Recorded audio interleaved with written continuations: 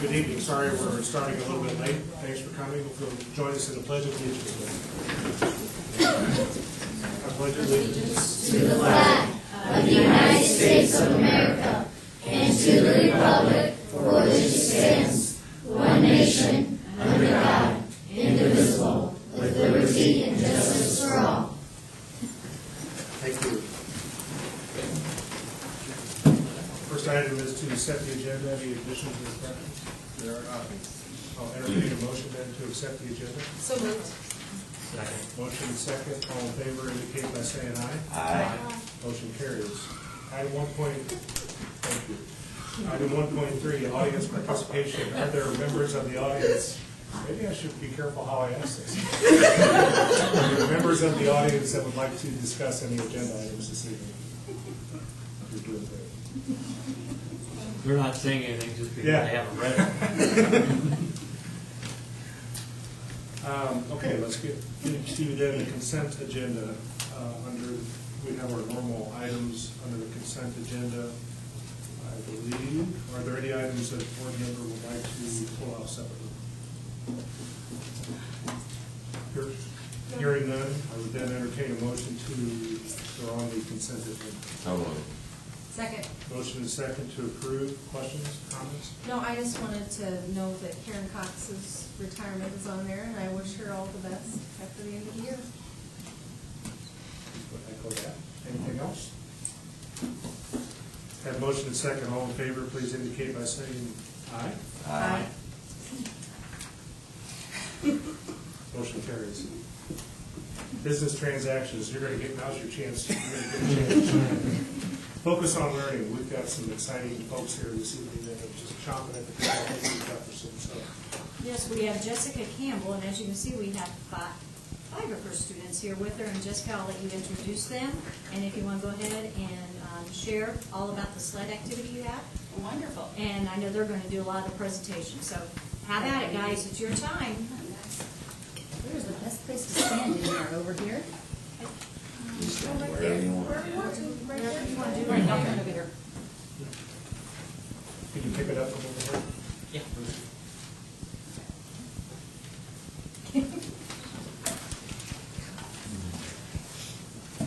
My name is Jessica Campbell, and I am a first-year teacher here in Plymouth Community School Corporation, but this is not my first year teaching. All of my experiences in the beautiful state of Texas, a state that opted not to adopt Common Core. So when Mrs. Mills called and offered me the opportunity to teach or to participate in SLED at Purdue University, I was very excited because I had little to no working knowledge of Common Core at all. So going into SLED, I knew that the SLED designs closely correlated with Common Core, so I was very eager, very excited. But when I got in there, I learned very quickly how much the students were going to have to collaborate, and I became a little bit nervous. But I embraced it, went ahead, jumped in with 2 feet first, beginning of the year, and we started with a lifeguard chair activity where the kids had to actually construct, using nothing but note cards and masking tape, they had to construct a lifeguard chair. So we took a little field trip over to the pool at Centennial Park.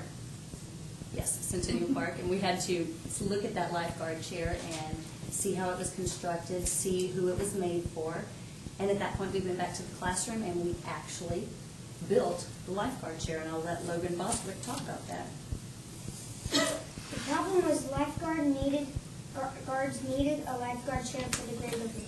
The lifeguard chair was supposed to be 30 centimeters long and had to be able to hold a limit. The goal was to make every lifeguard chair enough to hold the lifeguard. The client was the Safe and Sand Company. At the time, it was just to be fun. The end user was the person that was the lifeguard. The lifeguard was a little nappy. After whetting their appetites for SLED, they were very excited about it and very eager.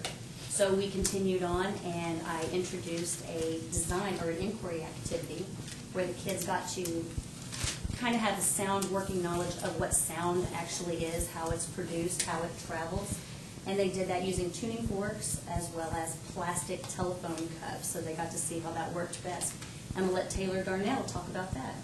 I learned that if you pull the string on the telephone cup, you can hear the other person talking. Their voice was carried by vibration. I learned the telephone fun cuts can help you if you're not having fun. I learned that the tuning fork can make different sounds. I learned that the tuning fork can vibrate, making different pitches. So after we did that, it was time to go ahead and introduce the design activity, whereby the children had to make and produce an actual musical instrument for a fictitious rock band that had all of their musical instruments damaged in transit to a concert. So the kids got to go through the entire process. So it was they had to form their own individual designs, and then collaborate and take pieces of their own individual designs or take one person's designs. They had to construct it or draw it out, label it, and then tally out how much it cost them to make that particular item. So I'll let Matthew McCrum talk to you about that. The problem was the band members' instruments got broke, so we had to create new ones. Our musical instruments had 3 pitches made by plucking the strings, causing vibrations. The volume could be high or low depending how hard you pluck the string. The constraints were to only use available materials and has to have 3 pitches, and the tape could only be 1/4. All of the items cost different amounts, and whichever group had the cheapest is the one the band members would use. And I was going to show a video of this, but we are privileged enough to have one more student here who is going to demonstrate his musical instrument that they designed together. Zarek Montgomery. My group has built a musical instrument for the sled activity. Our instrument has 3 different pitches, high, medium, and low. We could only use the available material. The musical instrument cost $8.05. My instrument was the most money, but it was the best instrument with 3 distinct pitches.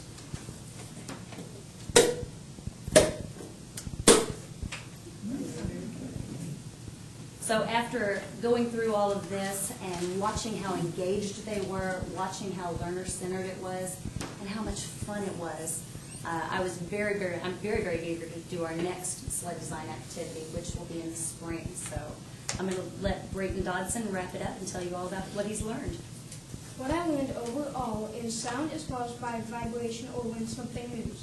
Volume is caused by vibration, like a guitar. If you strum the big string, it will make a low pitch. If you strum the small string, it will make a high pitch. Sound is coded by sound waves. How we made our instrument is by collaborating and using everybody's design. Thank you very much. Bravo!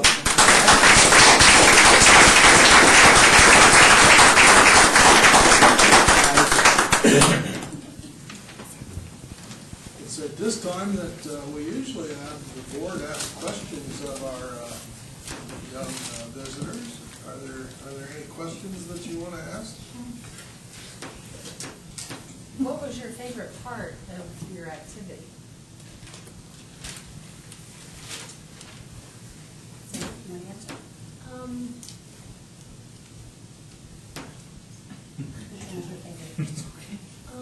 Musical instrument. Very good.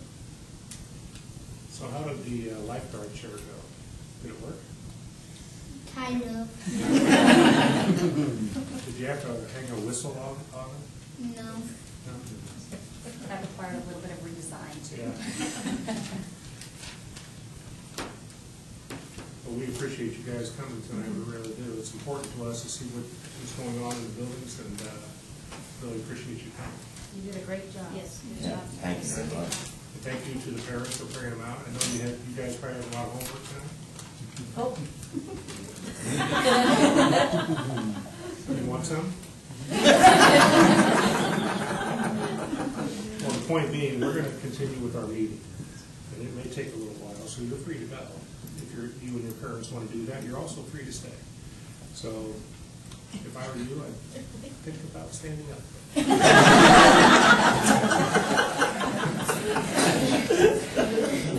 Thank you all for coming. Thank you. Good job.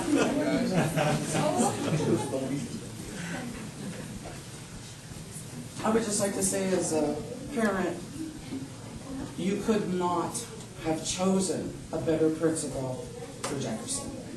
It is not, when you go there, it's a family. That is what it is. These people that work there, the staff, spend so much time with these kids. They talk to the parents, they communicate with us, and I have never seen this woman without a smile on her face. I just wanted to say that. The teachers are excellent. Thank you. You know, Have a good evening.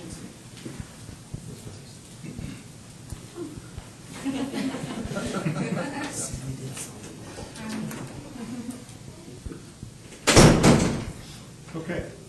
3.2, update on Kids Hope USA mentoring program. We have Mrs. McGuire here to give us a brief update on Kids Hope USA.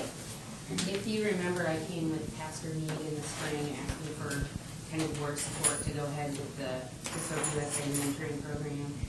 Just a little bit on what's happened since that point in time. They did select a director, Jessica Gordon. She was a previous teacher at Plymouth High School who's taken some time off to be at home with her kids. So she attended 2 days of training up in Michigan to be the director of that. And then we worked with the church, and right now we have 10 students paired with 10 mentors. That was our goal to start.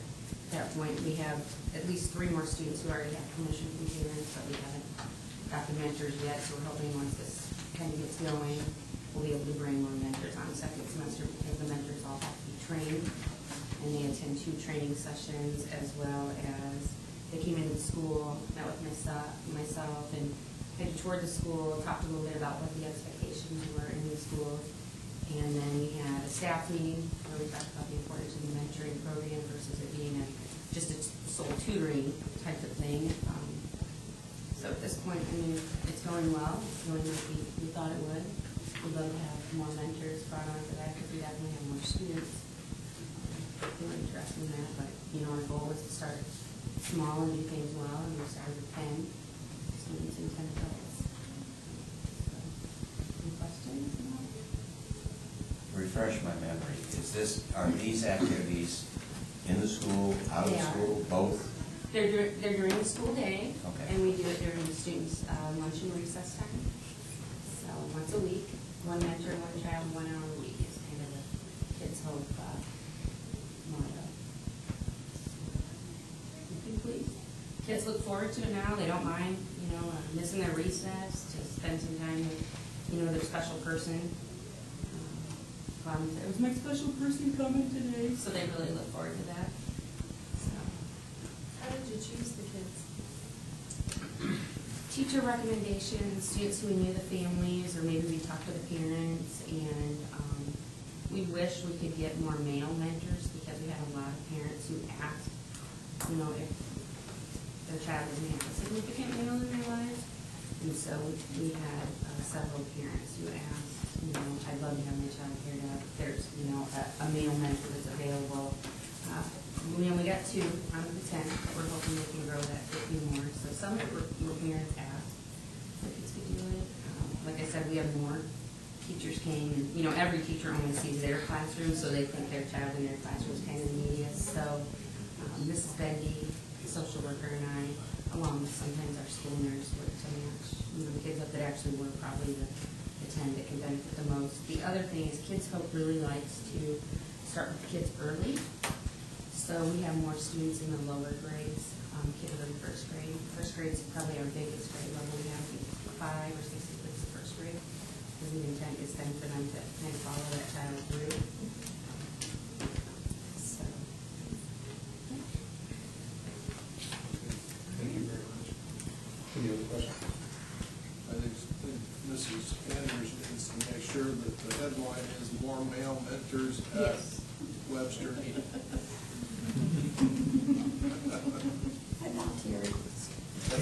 You don't write the headlines, I know.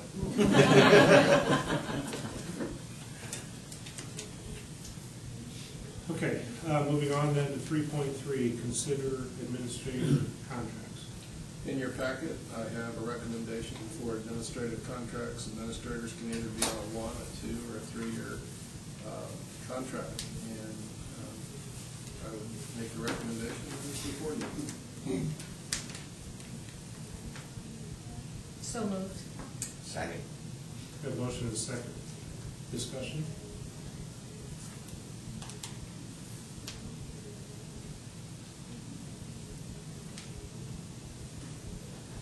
everybody's here this evening, but we have some administrators who don't get an opportunity very often, but thank you for what you do.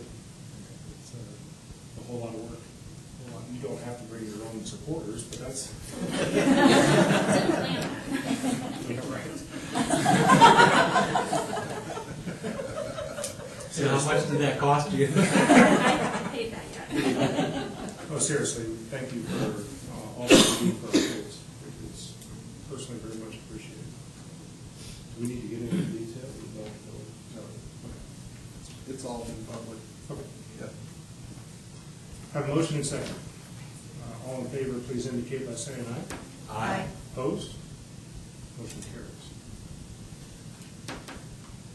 3.4, Corporation Strategic Plan. Okay, before you is a rough draft of the strategic plan. We talked about this earlier in the year, and Dan and Michelle and Candy and Sandy and I went out and took this to the principals and said, you know, what do you think about this? What do you think about this? And spent quite a bit of time in a meeting going through that. We took the input that the principals had, and we developed 4 distinct goals.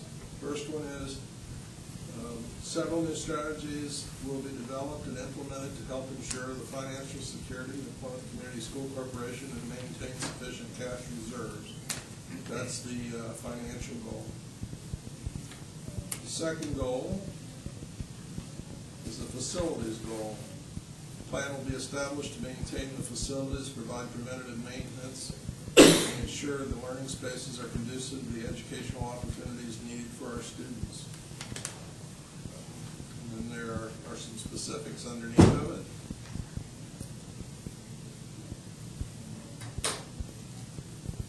The third goal is to assess current and future initiatives and determine if, how, and when these initiatives can be expanded, reevaluated, or initiated. There were a lot of suggestions here, a lot of really good.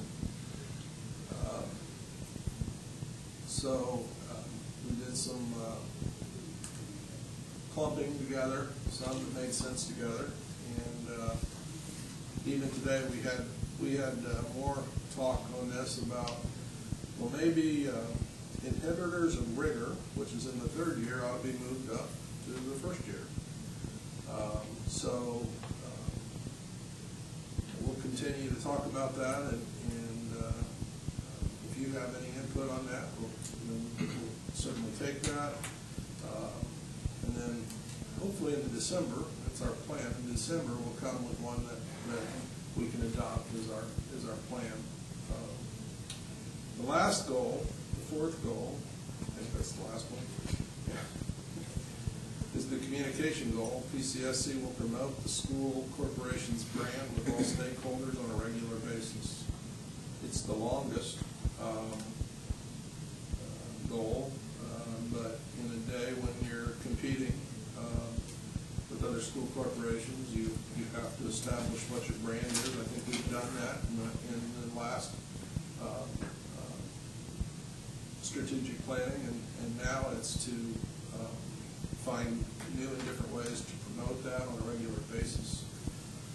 One of the things that we're still doing with the administrators is, in here, one of the things you'll see is to do kind of an end of the year report. You know, our school is basically graded on by the state on algebra and English, or math and English. And we all know that so much more takes place in the school, and so we've been talking about, besides the state testing, what is the win for us? You know? And today we personalized it for the administrators. If this were your child, what do you want the school to do for them, in addition to having them pass the state test? And I think that really opened up some thoughts about, you know, if this is my child, I do want more done than just passing the state test. You know, we probably have a few more things to talk about there, but we really don't need to come up with what the win is by the time we pass the strategic plan, only to know that once a year we will be creating a publication that will go out to people and talking about what we set out to do and did we accomplish that. So those are the 4 goals. Tonight is an opportunity for you to give input. We'll take notes, and then on December meeting, we'll bring back what we hope we can adopt as our corporation strategic plan. I think the last time we went through this process, it paid great benefits for our kids. It gave us a plan of action. It gave us something to put our sights on, and we know what we had to do, and I think this one can do that as well.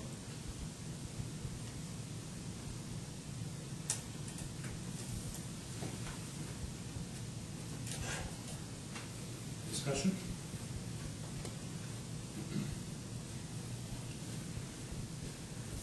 I had a couple questions, or comments, I guess.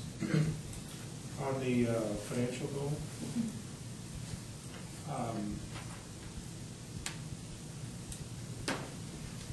I don't mean to be nitpicky, but on the second bullet point, where we communicate with other taxing units regarding potential changes in tax rates, I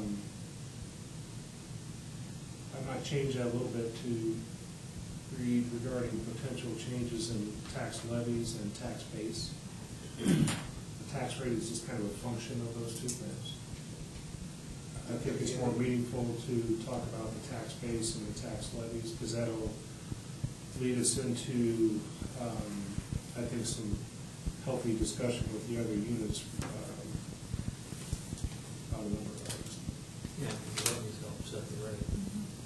Yeah, the rate is just mathematical. Well, and I think we just did a generalization of it, knowing, I'm sorry? I think when we were talking about it, we were just, Well, I'm not being critical. no, I was just, He asked for input.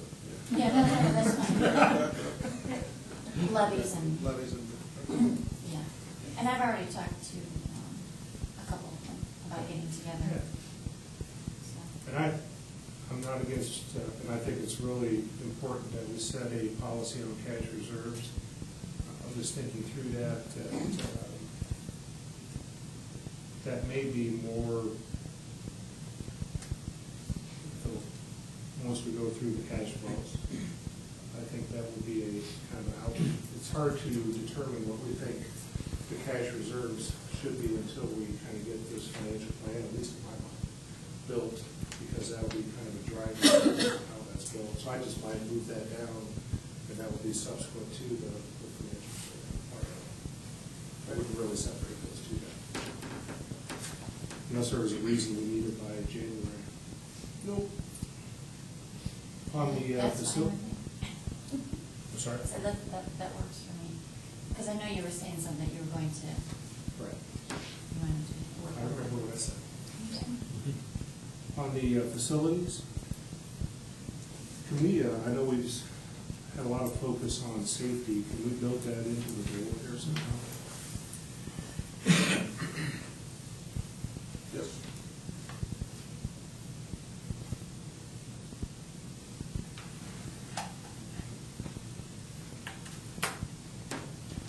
On the teaching and learning, when we're talking, this is just curiosity, year 1, 2, and 3, 4, are these school years or calendar years, or does it matter, or what? Calendar years, because we'll start it in January 2014. Those were my questions. I had a question on the communications goal. It doesn't state in here exactly, but I didn't know if any kind of tweaking was planned for the website.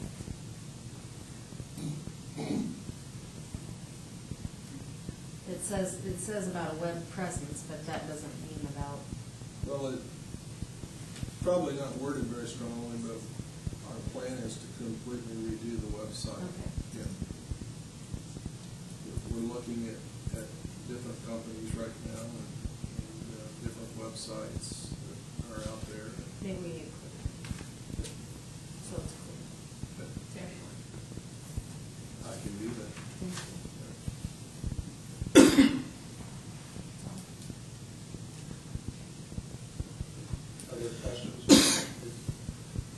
obviously, this is not the only opportunity. If anybody has any input, just let Dan know.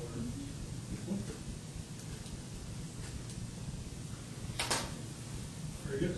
But, so then, in the December meeting, if we feel comfortable with it, we'll adopt it. If we don't, we'll just keep working on it. But the goal is to have it done by the end of 2013. Very good, thank you. 3.5 Administrative Guideline, 8620 Bus Driver Procedure Revision. Yeah, the only thing that we're adding to that administrative guideline is a referral.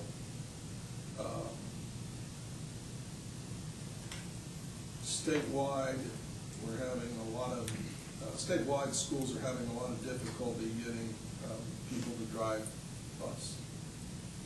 There's a lot of reasons for that, but it's extremely expensive now to get your bus license. There's a lot more regulation involved than there used to be, and probably rightfully so. We put the lives of 60 children on the bus. We want to make sure that our drivers are vetted properly, trained properly, gone through all the bureaucracy that's there. But it's made it difficult to get bus drivers. And when we put an ad in the South Bend Tribune looking for bus drivers, I think a one weekend ad is $500 or $600.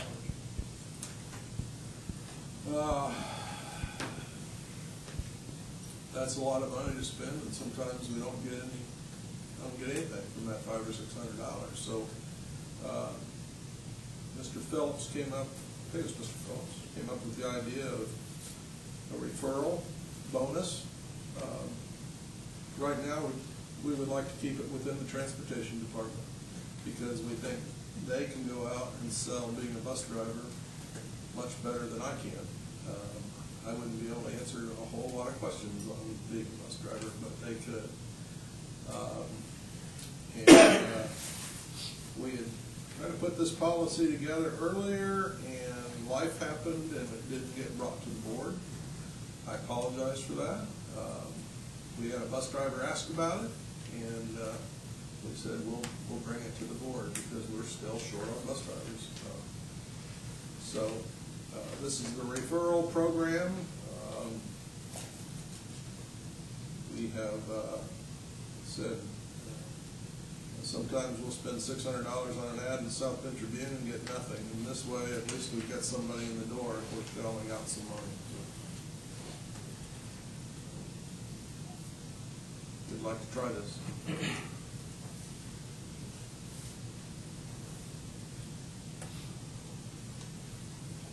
Well, let's get it on the table. I'll entertain a motion on the revision to Administrative Guideline 8620 Bus Driver Referral.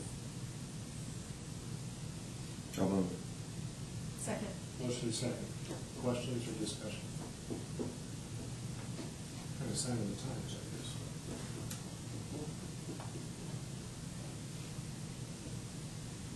Jeff, did you left? There it is. Did you look at this? I glanced at it. I don't have any specific comments. If you have any questions, I can try to field those.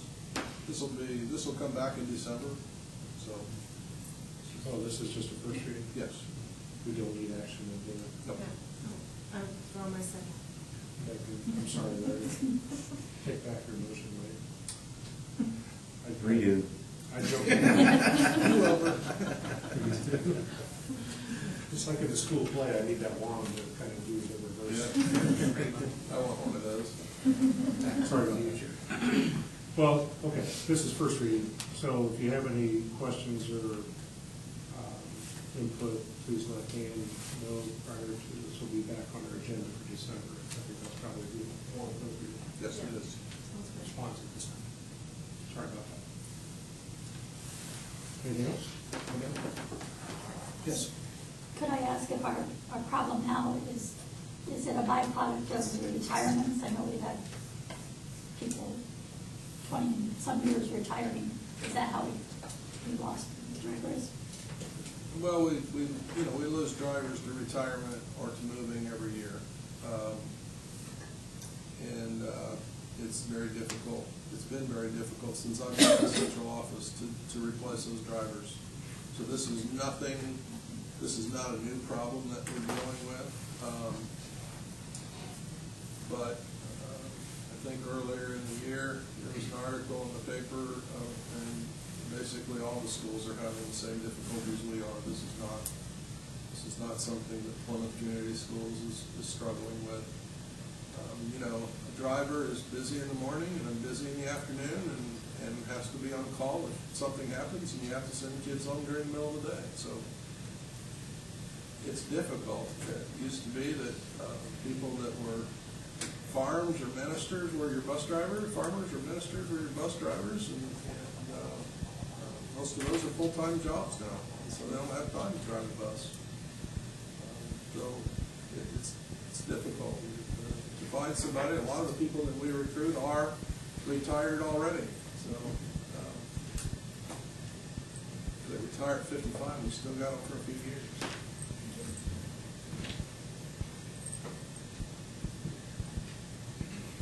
Okay. 3.6. 3.6. Consider MOU with Miller's Mary Banner.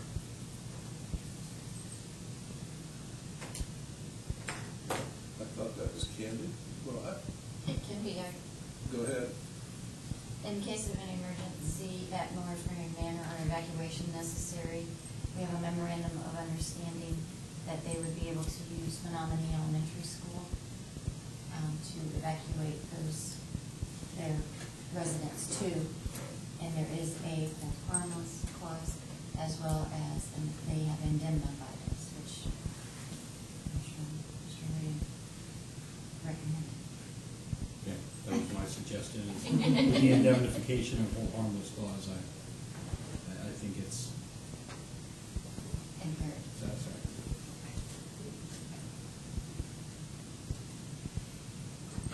Is this, let's get it on the table. Entertain a motion on the proposed MOU. So moved. Second. Motion is second. Questions? I have a few. What do we think is temporary? Is there an understanding of what temporary means? How long would this be a possibility? I didn't get into that part of it. I think those are more administrative decisions as far as how it will actually work. Well, I guess my question is, if they're there for a few days, how does that affect our ability to have school? Mr. Dunn? I think, having talked to Mr. Phillips, that we feel confident in offering that space. Okay, Right, what meaning space? the, well, we have several non-instructional areas that they can use, so, and we can relocate some of our areas if we need for classroom space, for a short period of time. We had a great drill, a year ago, Andy? We had I can't remember what it was, but we were looking for a punt, so to speak, to try to evacuate Washington. And what we quickly figured out in about an hour, we could put all of Washington in our instructional, non-used instructional space and still be able to have class for 2 schools. So knowing that kind of response that we did, working with Mr. Phillips, we feel that in a short-term period, we could accommodate Millers for a relocation spot. I don't know that we can sustain that for quite a while. My experience with Todd, and I think you probably remember, is when we had the flooding a few years back. I think it was my first year superintendent. I think everything happened that year. The Boys and Girls Club couldn't have any, and then we moved them to Washington School. And I think they were there for 6 weeks. It was 6 weeks, I think. It was a long time. And, we coexisted in space.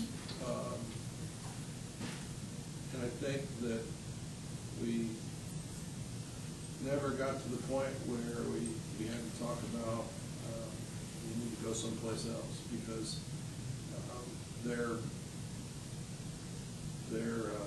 they wanted to get out as quickly as possible too, so. I Not think- that we didn't get along. No, but, Well, I guess I draw a little bit of a distinction between Boys and Girls Club and the Caring Club. Yeah. Do we do this with any other agencies, facilities? we have MOUs with the hospital. How do they go to Washington in the case of evacuation? Are we talking just the nursing home, or is this not the home? Guess we should have had Mr. Phillips here tonight. He's the one that did all I the could have work. asked my questions in advance, I'm sorry. That's okay. It just states Miller's Mary Manor, 635 Oak Hill Avenue. So I would say that's the nursing home, not the assisted living. On number 3, when it says accessible after normal business hours, including weekends and holidays, how are they gonna gain access if it's like Christmas Day and they need to get in there? We have people that are on call 24/7, so that's, And they've got those numbers to contact? yes. Do we in any way, shape, or form transport these people, or are they? It's not called for in the MOU, but, yeah, I would say if It says Miller's will transfer. I think probably because they have their own fleet of special buses.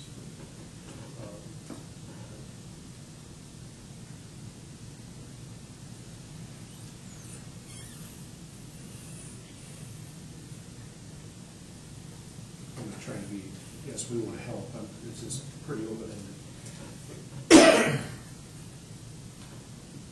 Carrie, was this at Webster before?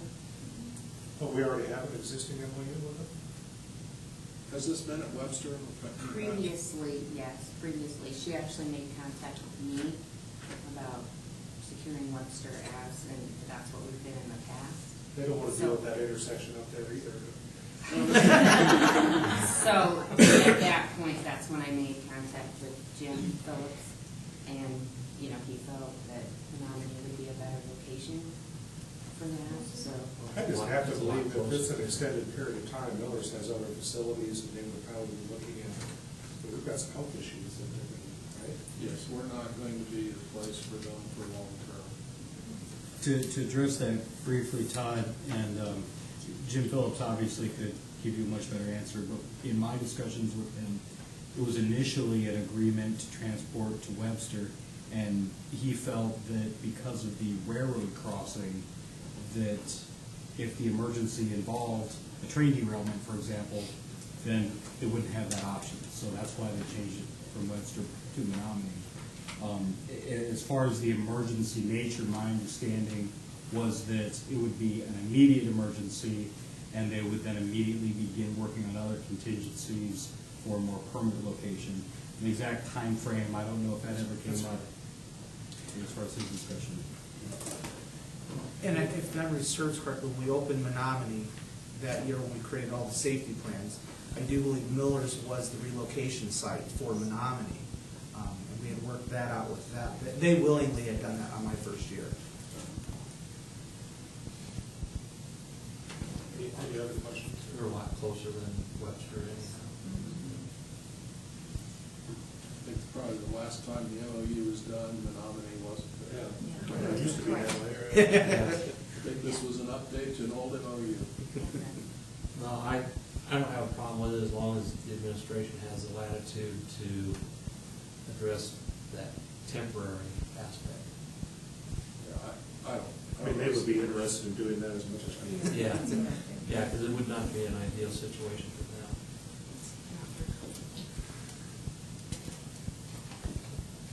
We have a motion and a second. We have a motion and a second. All in favor, please indicate by saying aye. Aye. Opposed? Thank you. 3.7, report on elementary ISTEC. Yeah, so the 4 elementary principals and I worked on a data presentation to kind of show you some cohort data and some trends going back over the last 4 years, and Angie's our leadoff hitter tonight, so go ahead, Angie. We're always alphabetical first, Jefferson. It's a good thing. Let's start the first slide. Looking at Jefferson's I-STEP scores, we're very excited about the growth that we have seen across the board. Looking at this first slide, this is the last 4 years of I-STEP. Looking specifically at 2013, we had over 83% of our students passing, with 11% of our students being Pass Plus. That is a decrease from the previous year, but this is a different group of students, and they came within at the beginning of the year with 60% predicted to pass. Some of the factors that contributed to our success were the after-school program, which was staffed by all of our staff and community partners. They came very willing to help support Jefferson in our endeavors to close those achievement gaps for our students. We also held quarterly school improvement meetings, and we looked at vertically what types of gaps we were seeing with our students the previous year, starting at kindergarten skills that were building through the years, and we saw gaps at our 3rd and 4th grade last year. So we worked this last year to close those gaps, address them at a younger area, utilize resources of other teachers to help fill those. So looking at our language arts scores, we were very pleased with these scores, and are very much in line with PCSC and the state averages. Looking at math, we saw a significant gain of over 20% of our students who were Pass Plus in math. That was a significant growth from the previous year, and that was one of our areas of focus with our after-school program.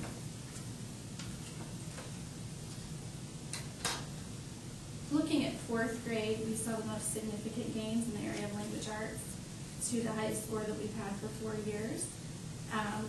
Of those scores, there was a 22.3% growth from the previous year, and 20% of our students were Pass Plus in language arts for 4th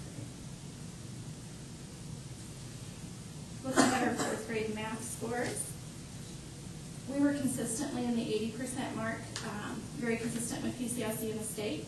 But the most exciting part of those scores is that over 40% of our students were Pass Plus in math in 4th grade language arts, or math last year. Some of the factors to that high Pass Plus percentage was that we looked at accelerating those students from the previous year and had a lot of success with that.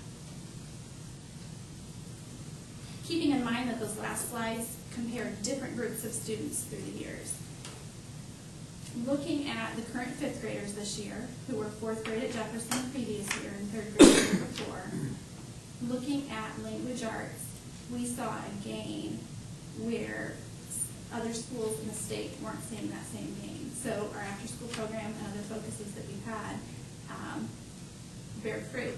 We saw that those students didn't make gains, and when you're at 96.5% passing, it's hard to make those positive gains, but we were able to do that. The most significant growth, again, was in the area of math. The previous year, we were at 78.9% of our students passing. The next year, we were over 91%. And again, that is the same group of students from one year to the next. Are you fielding questions individually or at the end? It'll be up to the board. Okay. Would you like to field questions individually by building, or would you like to wait till the end? Okay. Are there any questions for Jefferson?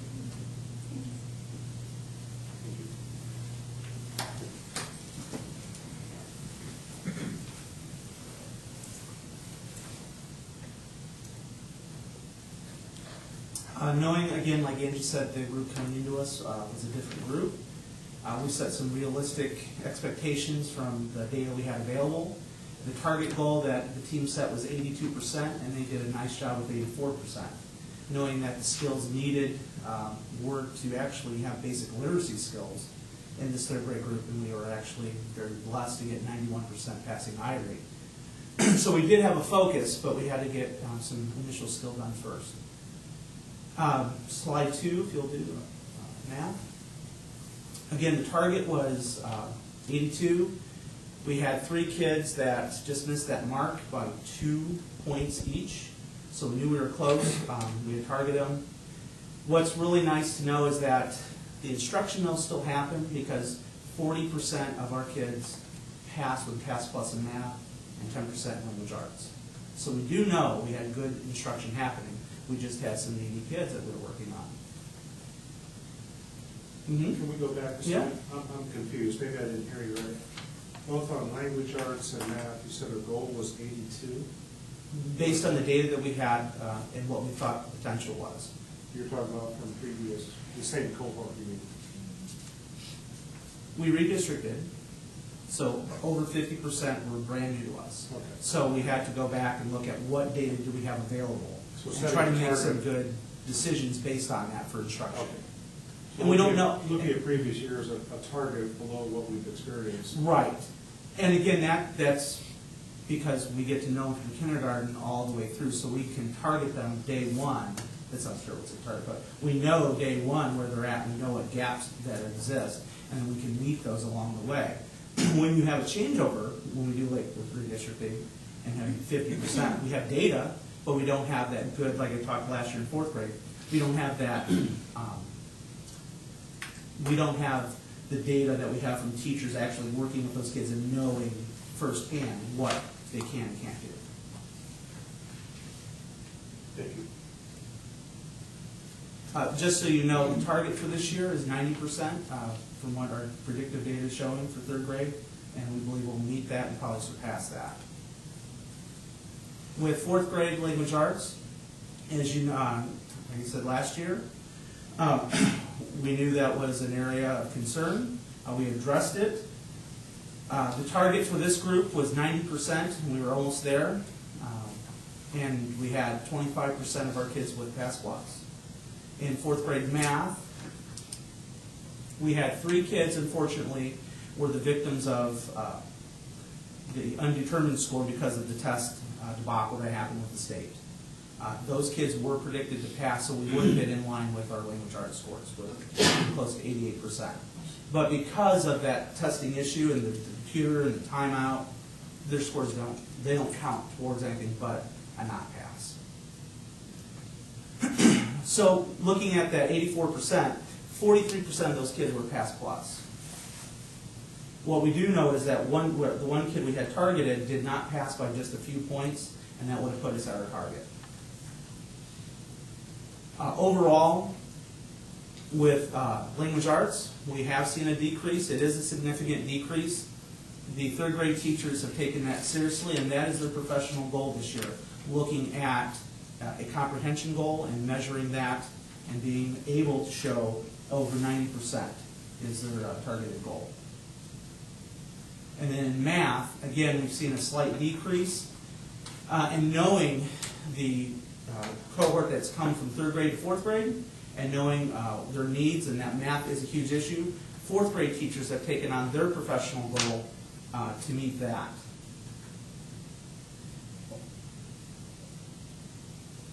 And I am proud to say we will be another school offering after-school programming with tutoring starting the end of November.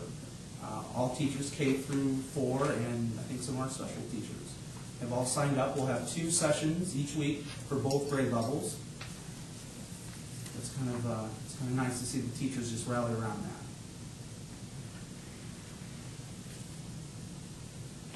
Any other questions on that? Thanks, Mike.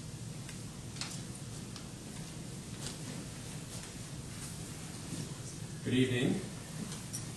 Good evening. Washington's results here.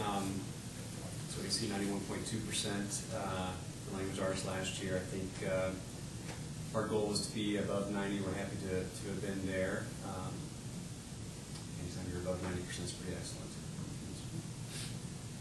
With math, this was a definite focus for us last year. I recall standing in front of you a year ago over at the high school with that kind of sticking out with all the other data, and understanding we're still comparing two separate groups of kids, but nonetheless we want to make sure the math instruction was where it should be, and we were really happy with the results for 2013 for third grade math.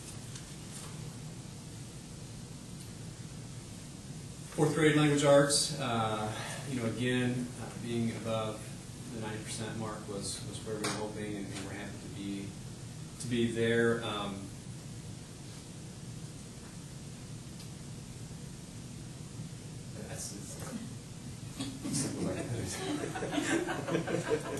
And the same with the fourth grade math last year. We'll see the cohort data of that fourth grade group of kids and their math scores here. As far as in language arts, you do see a trending decline there, which is never something that you want to see. From my standpoint, I look at it twofold. Number one, again, being above 90% is very good. At the same time, when you're not 100%, then you have kids who have to pass that, and you have to address that, and look at what those kids' needs are. And so it's always in the forefront of our minds is looking at these results and what it means for each individual student. So we'll continue to push forward in that realm. And then in math, definitely, as I talked about, ensuring we saw some growth there. Again, there was redistricting at play. At the same time, it's still nice to see some growth and some good scores with our math.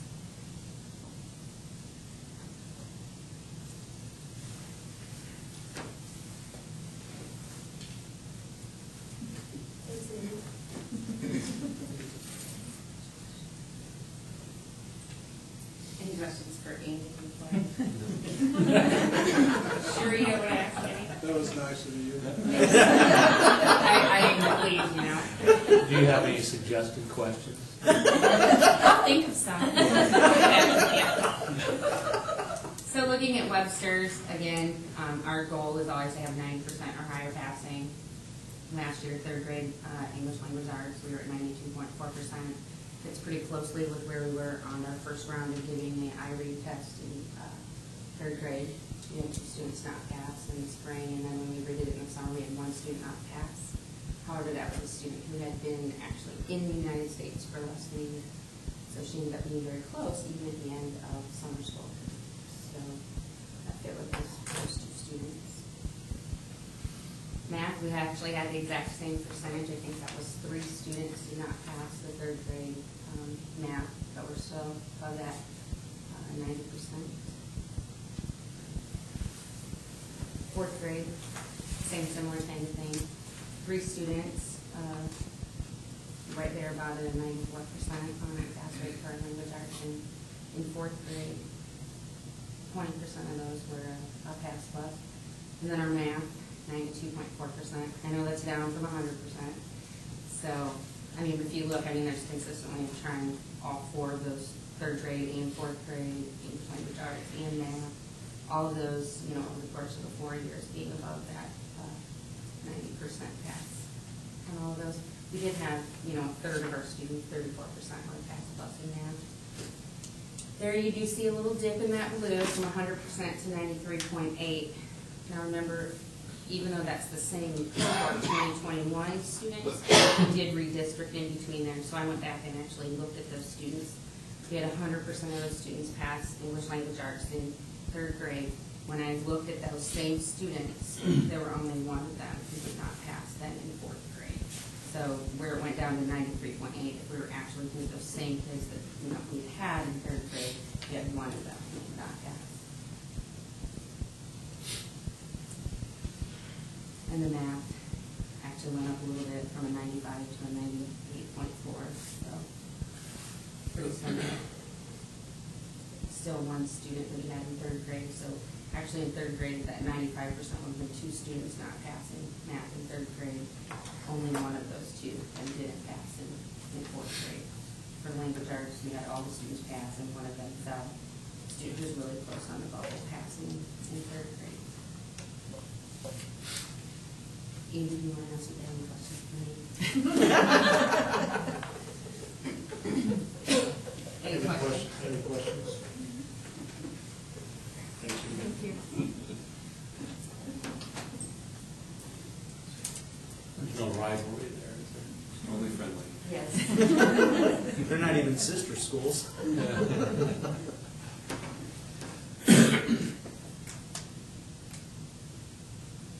we done together? That's it? That's it? Yeah, so the 5 through 8. It'll give us an end here. Jenny and Reed will be back in December to present the 5 through 8 scores. And so I think one thing we're trying to do is present you with information on program data. So you're seeing third grade compared to third grade, just different kids, but you're also seeing cohort data too. So we'll try to continue that trend of what we showed you. So that's it. Great, thank you. 3.8, proposed course changes. Yeah, we have Mike and Michael Delp and Jen Felke here tonight to talk about some interesting new courses. So, good evening. Hello.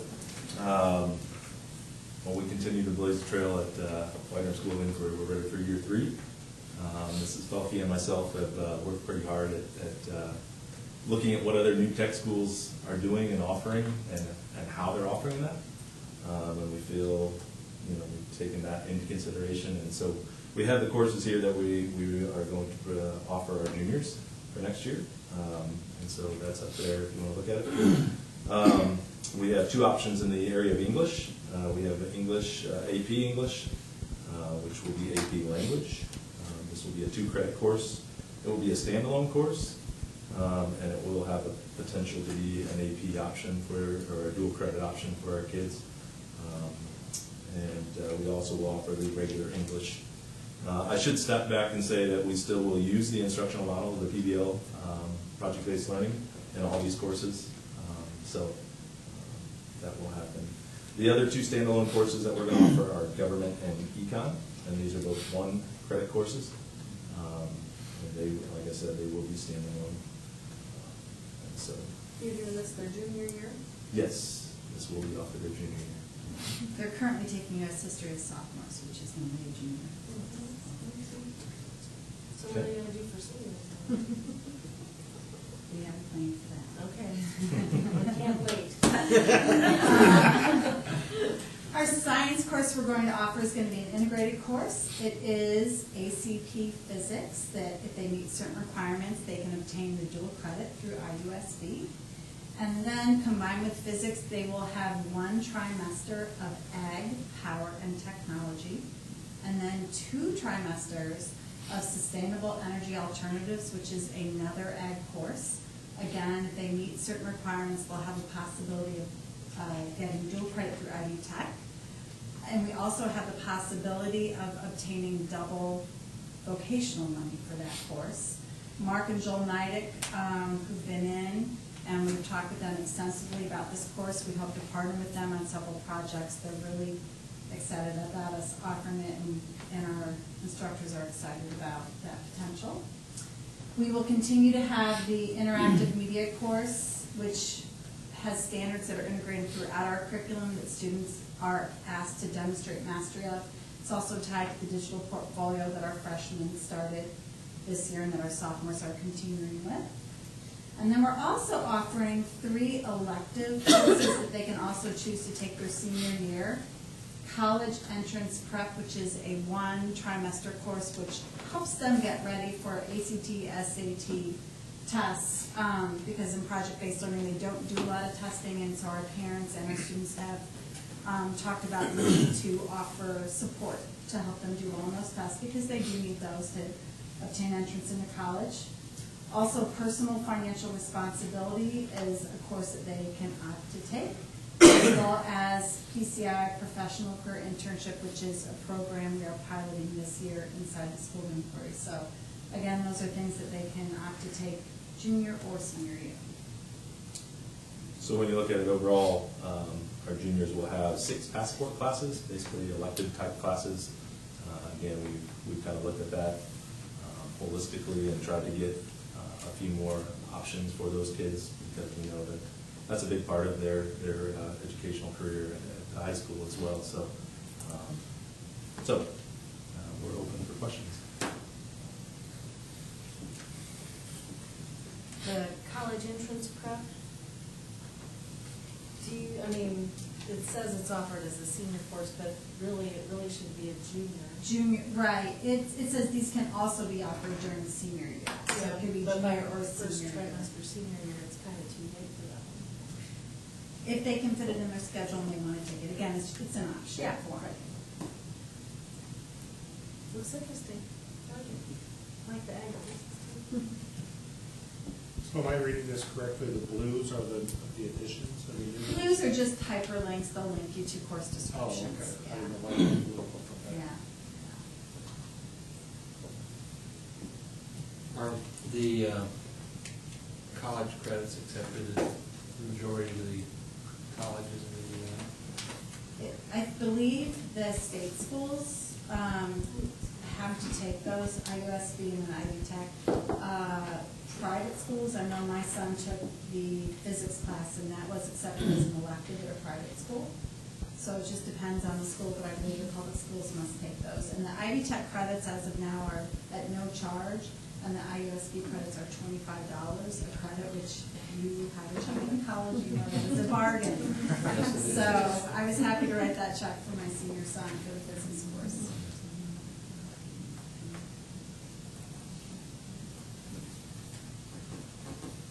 Any other questions? What do we need to do? Well, it's a board policy that the board has to approve any new courses that are being offered. A lot of these are courses that are already offered, but they're coupled with new courses, so. Yeah, okay, that's my area of confusion. What's new or what are we? I think if you just adopted what's been presented as courses that can be offered by WSOI, you covered it all. So moved. Second. We have a motion and second. I'm not sure what we're voting on, but we have a motion and second. We're accepting. We're accepting the whole. The whole presentation. Course proposals. Discussion? Any further?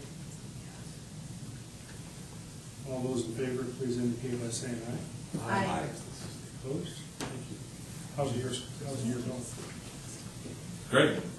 We just came off a big, what I would call a high on Friday night. It actually was in the paper on the front page. We didn't know the pilot was coming out to kind of do a story on that, but she was very complimentary, and we it was called Play for Cancer. It was a bioart class. This is a new one this year that we offer to our freshmen. And they just, as you take two teachers and integrate courses together, it takes a little kind of getting used to, but man, they finished off really well. It was, the kids basically presented on cell division and what happens in the cancer or with the cancer situation. They were in groups of 3 or 4. They presented, but along with that, they made some pottery. They used the pottery or the art side of that and created coasters or mugs or different things like that, and then sold those in a silent auction and raised close to about $1,000 for the Marshall County Cancer Association. It was just... Now, so use clay to create manipulatives to demonstrate what happens to those cancer cells. So kids were presenting those on Friday evenings. We had a lot of comments on, some parents had come in and saw some of their early presentations at the beginning of the year, and just, these are freshmen this time, but just the growth they had seen in their presentation skills in a matter of one trimester from beginning to end was really good to hear. So, I was glad to see that. I mean, I lost both my parents to cancer, and I'm a cancer survivor, so I'm glad you did that. absolutely. Lost my aunt to the same. You want to quickly talk about why government in the junior year government income? Okay, yeah, we can talk about that. A lot of our kids have great access to dual credit, but there are some, obviously we can't offer all the courses. So their senior year, which we leave kind of wide open, they will have the opportunity if they want to participate in internship, and we can secure one in their pathway. It also opens up the opportunity to take AP psychology and the other AP courses. There's also a science course that we would like to offer next year as an elective that Mr. Copes, our biology teacher, has. He kind of came to us with the idea of combining anatomy and weights, and we're looking into that as a possible science elective, which would also get us vocational money and dual credit as well. So we wanted to give the kids some different options their senior year, and kind of have that space in their schedule to maybe do some theater, some fine arts they weren't able to do in the lower grades. So. Thanks. Two. 3.9, consider section 125 plan document. I'm sorry? Sneeze and I lost my place. She rattled her back. She sneezed. It's okay. She's fine. You ready? Yes. Yours, Candy. Yes, the section 125 plan, I didn't know you had already said something about it, is, we do this every year so that staff members are allowed to tax shelter premiums or set aside funds into a tax shelter location for spending on medical expenses or dependent child care. The only difference this year is the maximum amount they can put in, each employee for unreimbursed medical is $2,500, which is a federal law. They had to decrease it. You used to be allowed $3,600, and now it's come back down to $2,500. So, and it's with American Fidelity. And I ask that you guys. So this is a plan that we come to the board with every year. Yes. And we know the differences in plans from one year to the next, depending on federal regulations. You've heard the recommendation, I'll entertain a motion. So moved. Second. Motion second, all in favor, please indicate by saying aye. Aye. Motion carries. Section 4 is superintendent. Yeah. Yes, as we go through our core values to do this, I think I talked to Jim last Thursday about everything that was going on in the high school on the weekend, and I've got everything there. I think I've got everything there. But Jim's remark was there's a lot going on, but it's all good. And I thought that was a great way to summarize our commitment to students, that we're going to make sure all these things happen. We had the play, we had volleyball, we had football, we had band going to state, kids taking the SAT, the speech tournament, first one of the year, and the WSOI cancer fundraiser gallery walk. Our staff and our students continue to collaborate to learn over the weekend, and it really was a neat weekend. It was almost confusing to walk in there, right? Because I go to volleyball, I go to play, there were chips and salsa around. I had no idea. We're taking the SAT. I knew I wasn't going to do that. Well, it's a great place to be.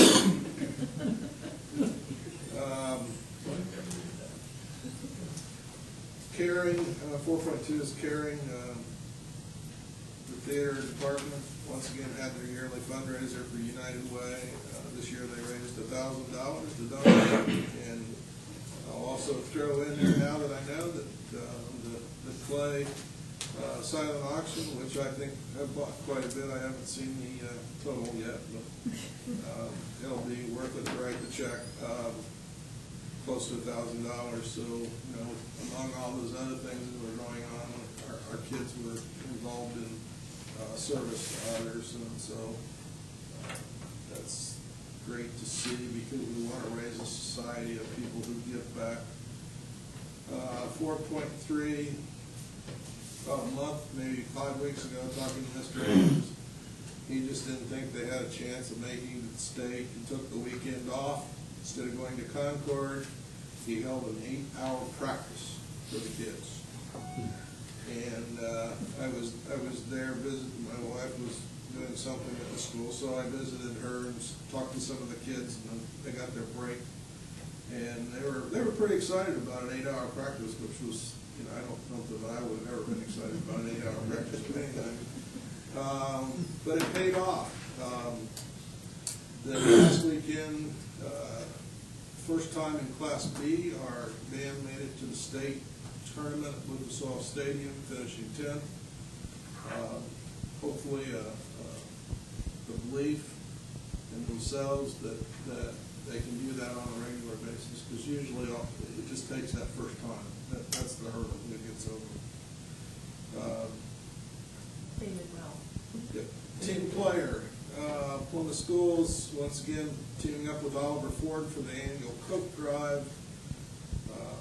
Our students will reap for the awards from this project. We thank Oliver Ford. We're glad to be a part of it, collect coats, because remember Mrs. Reese saying one of the greatest things was to see that load of coats coming into her school, because she had kids that were coming to school without coats. So we collaborate with Oliver Ford, and our kids get help back. So thanks to Oliver Ford, and thanks to everybody who donates coats. 4.3, integrity. All of our schools plan to celebrate Veterans Day in their own way. They plan to remember the brave soldiers who fought, and some who gave their lives for the country. And I can remember not too many years ago, none of our schools were doing anything on Veterans Day, and that was always disappointing to me. But I'm glad to see that our schools are doing it again. I think it runs into the trimester end at the high school, so some of them maybe won't be on, if I remember, won't be on Veterans Day. We're doing it Friday. Another day. End of the school day, it will begin at 2 o'clock and end at 2:45. It's a pretty big convocation. I don't think it matters today. It's not on. I think what matters is that you're taking the time to make sure kids remember where we came from. 4.3, enjoyment.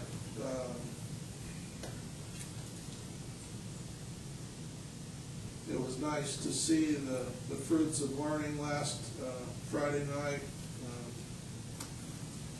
Freshmen in bio-art were involved in sculptures for a cure. I think some of that's already been said, but what I really enjoyed doing was standing back and listening to those kids give presentations to people that walked out and they had no idea who those people were. And heard one of the kids said, well, after the third time I didn't need my notes anymore. I was able to present. And I know how important it is for kids to learn the skill of making presentations.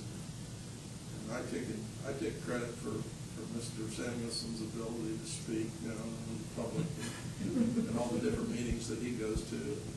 I know he doesn't see that way. But I appreciate kids not only learning about biology, but being able to talk about it, explain it competently. Our upcoming meetings, November 14th, we have the working with an outside facilitator. We're going to change that time schedule for the when the board comes in, Sandy. So I'll talk with you about that tomorrow before you post it. And then December 3rd is our next board meeting. There will be a hearing for the superintendent's contract at 6:30, and then the regular board meeting will be at 7 o'clock.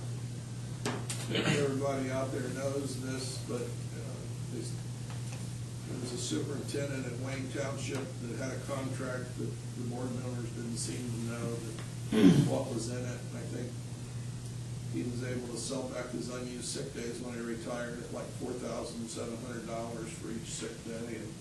And so the legislature said this can never happen again. So now every time a superintendent has a new contract, we go through a hearing. So all of that is out in the public. And it will also be posted in the paper. So it's a background for it. It's not anything special that we're doing. We're following state law. That's all I have to do. Any questions for Dan? Any comments from the audience?